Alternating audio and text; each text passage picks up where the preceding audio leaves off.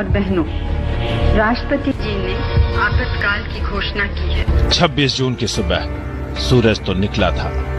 26 जून की सुबह सूरज तो निकला था, लेकिन यह आजाद भारत के इतिहास के सबसे काले दिनों का अंधकार लेकर आया था। अंधकार आपातकाल का। आपातकाल की घोषणा होते ही शुरू हो गया देश भर में विपक्षी नेताओं, कार्यकर्ताओं की गिरफ्तारी का दौर। जयप्रकाश नारायण, मोरारजी देसाई, चौधरी चरण सिंह, अटल बिहारी वाजपेयी, बीजू पटनायक, लाल कृष्ण आडवाणी जैसे कई नेताओं को मीसा यानी आंतरिक सुरक्षा कानून के तहत गिरफ्तार कर लिया गया। ऐसा लगा कि पूरा देश जैसे एक बड़े जेल खाने में बदल गया हो, क्योंकि 1 लाख से ज्यादा लोगों को जेलों में ठूंस दिया गया। यहाँ तक कि लोकतंत्र के चौथे खंभे यानी प्रेस को पिंजरों में कैद करने की कोशिश की गई, लेकिन दबी हुई आवाजों को ज्यादा समय तक नहीं बांधा जा सका और हर ओर से नारे गूंजने लगे कि सिंहासन खाली करो कि जनता आती है। आपातकाल लागू करने के लगभग 21 महीनों के बाद 21 मार्च 1977 को विरोध की लहर तेज होता देख प्रधानमंत्री इंदिरा गांधी ने लोकसभा भंग कर चुनाव कराने की सिफारिश कर दी। चुनाव में आपातकाल लागू करने का फैसला कांग्रेस के लिए घातक साबित हुआ। खुद इंदिरा गांधी अपने गढ़ रायबरेली से चुनाव हार गयी।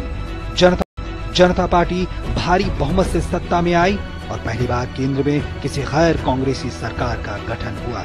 देश की राजनीति में एक नई सुबह का आगाज हो चुका था। बंदिशों और अंधकार का युग खत्म हो गया था। लेकिन उन लोगों को याद करना बेहतर होगा जिन्होंने इस सुबह के लिए अपनी कुर्बानियां दी और गुमनाम रह गए। जो 20, 22, 25 साल के नौजवान होंगे, उनको अगर पूछा जाए कि आपातकाल कैसा था, ज्यादा उसको पता नहीं। व्यक्ति स्वातंत्र की जो तड़पण होती हो क्या होती है, देश ने कभी सोचा तक नहीं कि सत्ता सुख के मोह में, परिवार भक्ति के पागलपन में लोकतंत्र और संविधान की बड़ी बड़ी बातें करने वाले लोग हिंदुस्तान को जेल खाना बना देंगे।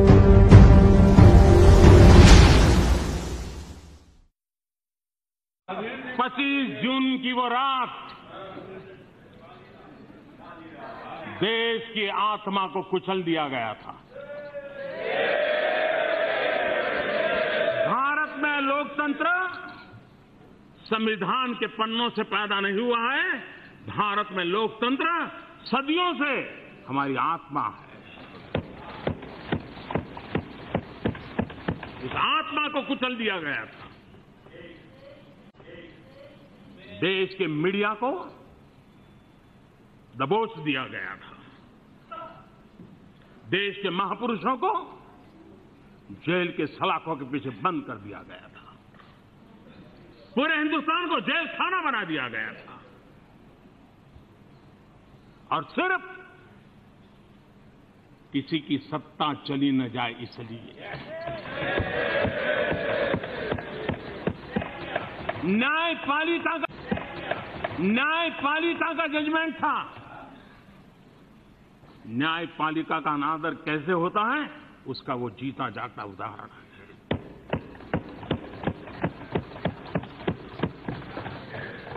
आज 25 जून को हम लोकतंत्र के प्रति फिर से एक बार अपना समर्पण, अपना संकल्प, उसको और ताकत के साथ हमने समर्पित करना होगा।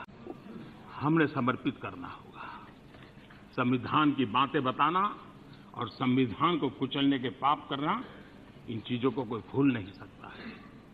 और उस समय जो भी इस पाप के भागीदार थे, ये दाग कभी मिटने वाला नहीं है।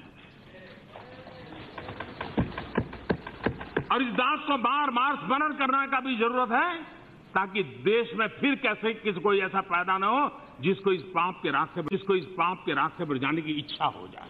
इसलिए याद करना जरूरी है। किसी को भला बुरा कहने के लिए नहीं।